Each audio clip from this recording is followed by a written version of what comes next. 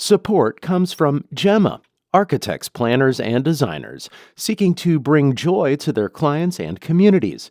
Details at gemastl.com. This is St. Louis on the Air from St. Louis Public Radio. I'm Elaine Cha.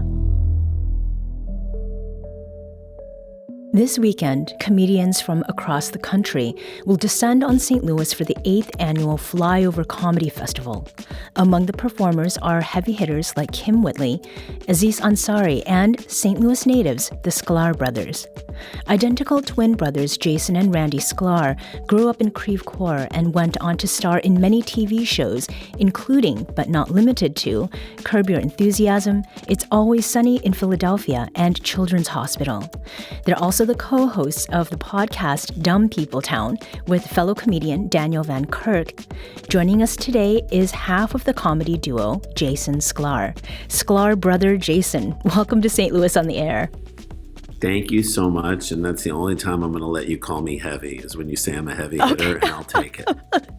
Duly noted. My own daughter has insulted me. Is like, you should join a gym. I'm like, whoa, 11-year-old, so take it easy. The peanut gallery is in the house. They're coming at me from all sides. You don't understand. That's why I need to get away from LA, come back to my roots in St. Louis, and do some fun shows. Yeah, well, on that note, before we talk about the shows that you'll be doing here, I want to start with your upbringing, Jason. What are some of your favorite memories of growing up in St. Louis? Well, I mean, I love that Olive Street Road is like, if they just called it Olive Street, would people be like, we don't know what this is. Is it a building? Is it a library? Oh, it's Olive Street Road. So it's a road. Oh, good. Great. I love that. I love, what high school did you go to as a pickup line in St. Louis? I love Emo's Pizza. Pizza's so thin. You're like, am I eating the pizza or the box that it came in? Like pizza that starts as leftovers. I like it. I love St. Louis. We're obsessed. We went to Parkway North High School, my brother and I. Our school colors were acid and wash. Okay. I mean, it was a great time. We grew up in the 80s in St. Louis, which is a great time to be here. So all that stuff, all the St. Louis stuff, I mean, every part of our childhood, I feel like, was a piece. Anytime we examined things that felt a little out of place was the beginnings of our stand-up comedy career. And St. Louis is such a nurturing place. I will say this, wherever we go in the world, like St. Louis, and we do anything, St. Louis as a city is very proud of its people that go out and do things. And so we feel very supported by St. Louis. Mm-hmm. Would you say that your youth in St. Louis then is why you decided to go into comedy? I mean, it definitely gave us lots of fodder. I would say that my brother and I were huge comedy nerds before that was even a thing. In the 80s, HBO was doing these Rodney Dangerfield young comedian specials, and there were some, this is before Comedy Central. This is before, obviously, YouTube and clips of comedy being cycling through people's TikTok feeds and Instagram feeds and Facebook feeds. So for us, we had to seek it out and find it. And we were obsessed with comedians and comedy. And, when you fall in love with that art form, and I'm going to call it an art form, and then you look at your own life and all the things in your life that seem ripe for creating comedy, that's when those two, the interest and the material and sort of what's prime in your life come together. And I think, you could say that was a big part of shaping us as comedians. Mm-hmm. Why then did you leave St. Louis? And was it to pursue what you wanted there? Absolutely. I say this about St. Louis, and it feels like a backhanded compliment to say that St. Louis is a great place to be from. I do love coming back to St. Louis, but as far as comedy, when we started out, it was hard to live in St. Louis and give yourself lots of opportunities in the comedy world, in the television world, in the film world. I think things are starting to change a little bit. I think it's possible to live almost anywhere, certainly with like the internet as like a main, YouTube, you can do it from anywhere. If you can build a following, you can build it in Wisconsin, in Missouri, wherever you are. Just those two states, by the way, just in Yes. Wisconsin and Missouri. No, but I think, for us in the 90s, my brother and I went to the University of Michigan for college and really started to like develop our comedy chops a little bit there. And then we had a choice back then. It was either go to New York or go to Los Angeles if you wanted to really try and make a run at this business. So we chose New York because we loved New York and the energy there and felt like we needed to become good comedians first before we started to really try and make a name for ourselves in television and film, and turned out to be a great choice. Lots of opportunities. We got lucky. We were there in the 90s when alternative comedy was booming. And then we moved to LA in 99. We've been there for 26 years out here in LA. And so, it's so interesting because I do think we still draw on all the things that, shaped us as we were growing up. I still feel like we have sort of a Midwestern attitude towards everything. We have a St. Louis attitude towards a lot of things. And I still feel like we feel like small town kids who had moved out to the coast. And meanwhile, I've lived in Los Angeles longer than I lived in St. Louis, which says a lot about how great St. Louis is and says a lot about how much the city feels like it's in our roots. Mm-hmm. You and your brother, Randy, in a way, you've carved out a bit of a niche for yourselves by combining your love of sports and comedy. And there are shows like the beloved Views from the Cheap Seats on ESPN, which had such a long run, and the UFC series Nosebleeds. Jason, as a sports fan, was it natural for you and your brother to merge comedy and athletics? That's a great question. We always loved sports and we loved comedy kind of equally. And I think that was, that's kind of an interesting, I think that might also be the Midwest in us, which is that I think you grow up in the Midwest and you're predisposed to love the St. Louis Cardinals and to be aware of college football and sports. It's just in the ether as you grow up. And I think to also have like a love of the arts, it is a dichotomy. Most people usually go one way or the other. But we were given a great opportunity by a fellow St. Louisan, Gary Belsky, who was the editor-in-chief of ESPN, the magazine. But before he was that, he was our Sunday school teacher when we were in 7th grade and our camp counselor when we were 10 in St. Louis. And he went on to do amazing things and a wonderful career in New York. But he was, at the time, the editor-in-chief of ESPN, the magazine, and he had pitched ESPN Classic a bunch of shows.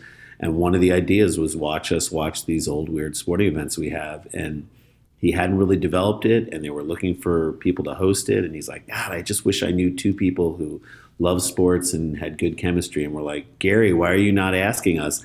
Meanwhile, he thought, why would you guys want to do a comedy show on ESPN? And we said, well, maybe this is the perfect place to do a comedy show. It's unexpected. It can fly under the radar, and we can probably do all the things we really want to do on this show without a ton of oversight on the comedy side. And that turned out to be true. And what we set out to do with that show, with Cheap Seats, was to create something that fans would say, you know what, I like this show and I also like The Daily Show.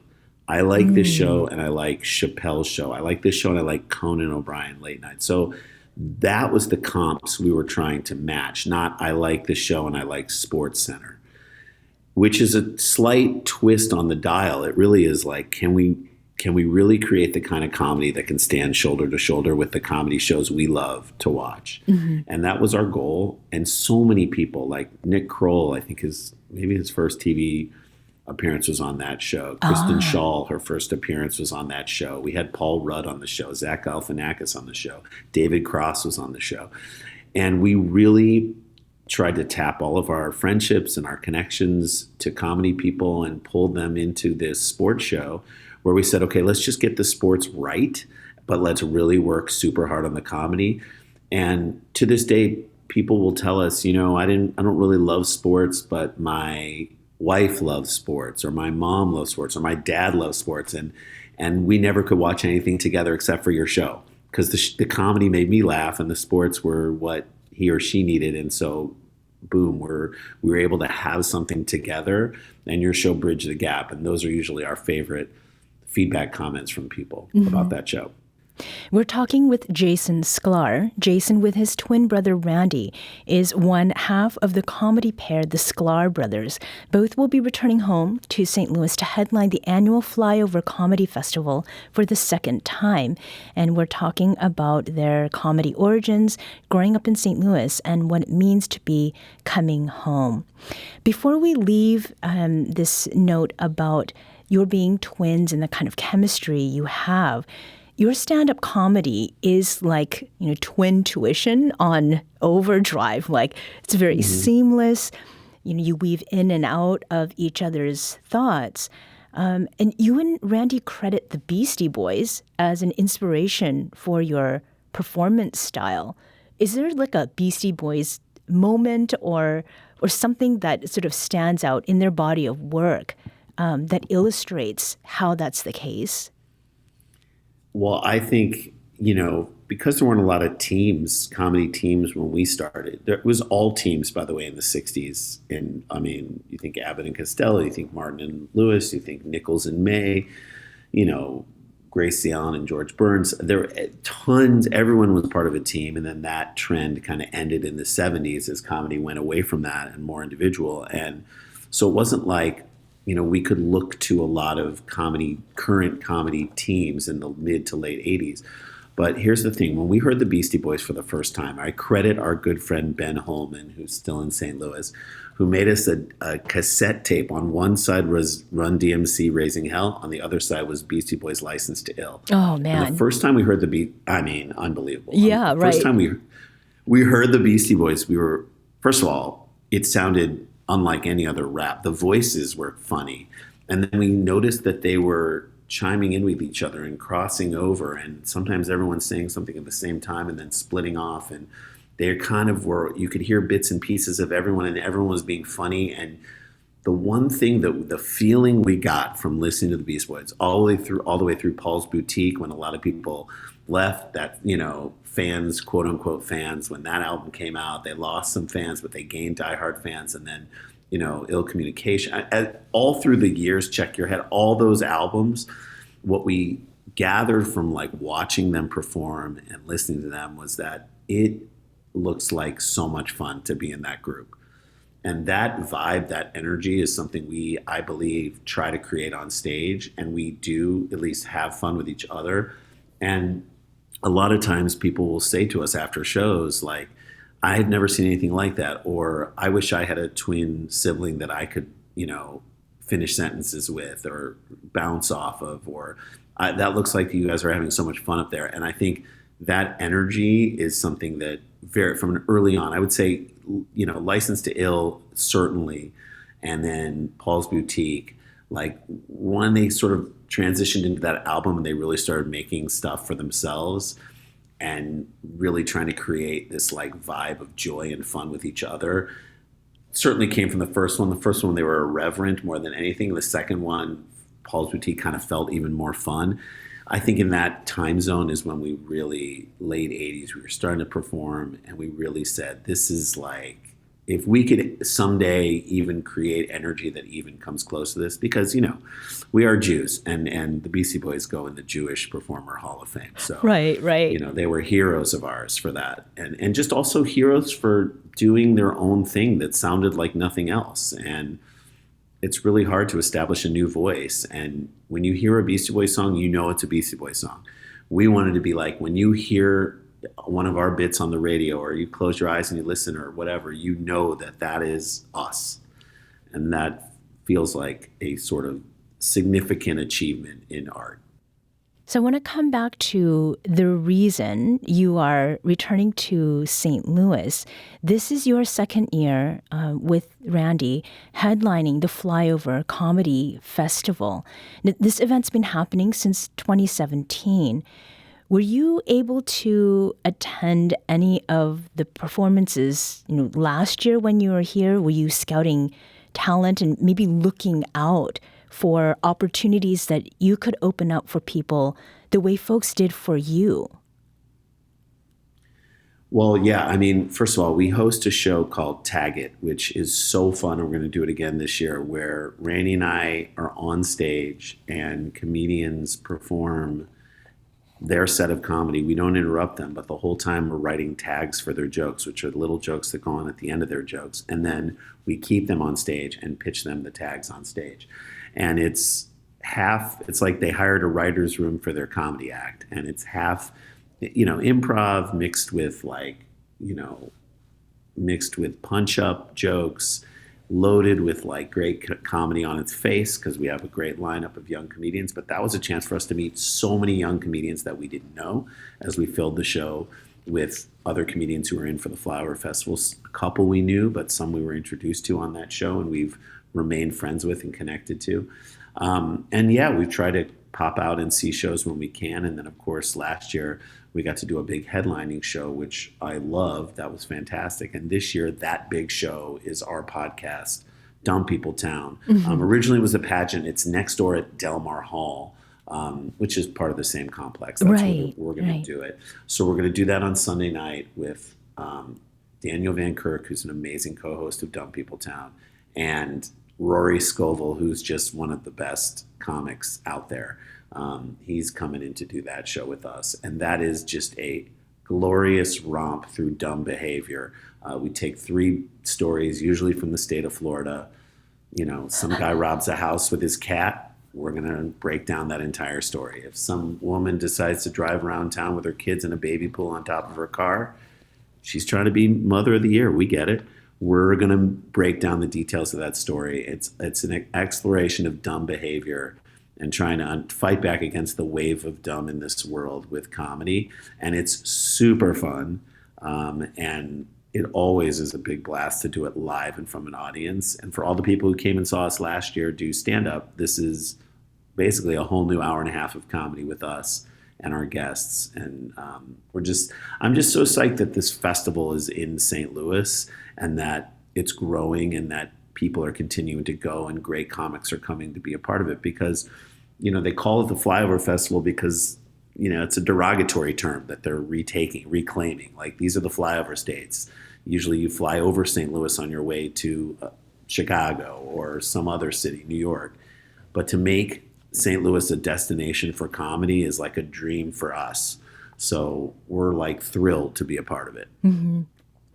Is there something in particular you're excited about experiencing, not only with the Flyover Festival, but just being back in St. Louis, in November, as the weather kind of sometimes is cold and then will change all of a sudden?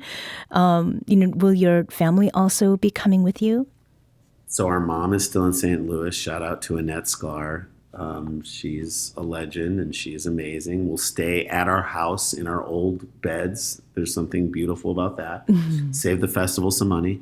But also, a chance to spend time with our mom. She's going to make her Mayfair dip that we dip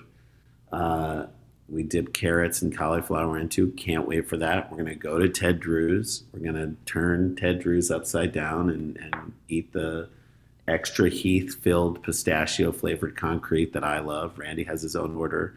Because he's not on the show, he doesn't get to mention it. Okay. It really is good, guys. Turns out Ted Drew's, it really is good, guys. We're going to go eat all the toasted ravioli we can. We're going to introduce our friends to St. Louis landmarks and, walk them down through the record stacks and vintage vinyl and, just do all the things in St. Louis we love. We come back to St. Louis usually at least once a year to visit our mom. I come with my kids and they love St. Louis. The City Museum in St. Louis is like, my kids love it so much. And for me, the City Museum is where you go to test how strong your relationship is with your partner. Because when your kid goes up into the ceiling and disappears for like 11 minutes, It's like, whose fault was it? And how strong is your relationship? You see a lot of fights. You see a lot of fights in that main room. You were supposed to go up there. I can't fit up there. It's because you eat too much. And you're like, whoa, this is insane. I'll be at the bar on floor 2. And then they have their own, the bartender knows their name. And they're like, how often are you at this bar? So it's a hilarious place. But I love it. I mean, there are so many parts of St. Louis that we text old friends who have left St. Louis or around that we're here. We're like, we're at Crown Candy, we're at Ted Drew's, we're down at Salt and Smoke, we're down by the Arch. Like all these things, like my kids love going up in the Arch. That's another thing that's just hilarious and phenomenal, going up in the Arch. Like that whole experience is fantastic. Like all the little things that we love doing as kids, my kids love, and I'm so glad that they feel a kinship to St. Louis, even though they're not from there. And my mom loves it when we're back. We have friends who are in St. Louis who are still there, and we love seeing them when we come back. It's a great return. I've been looking forward to this for a long time. Jason, thanks so much for talking with us today. Thank you so much for having me. Thanks for supporting comedy, and we're going to do a great job for ya, St. Louis.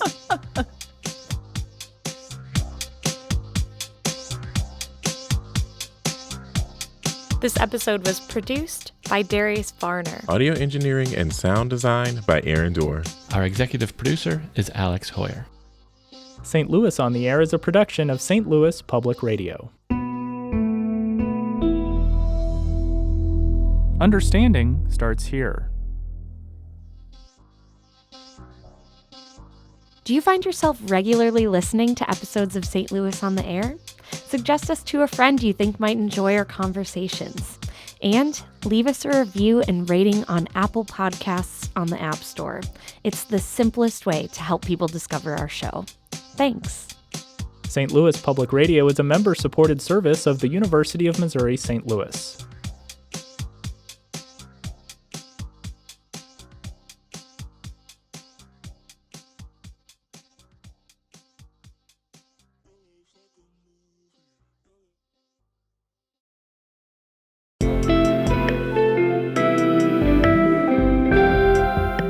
The Gateway brings you the day's news each weekday from around the St. Louis region and the state capitals in Jefferson City. Our schools are accredited. We don't need this bill. And Springfield. How many more years must pass before lawmakers see time is of the essence? I'm Abby Larico. Join me each weekday for The Gateway on the STLPR app or wherever you get podcasts.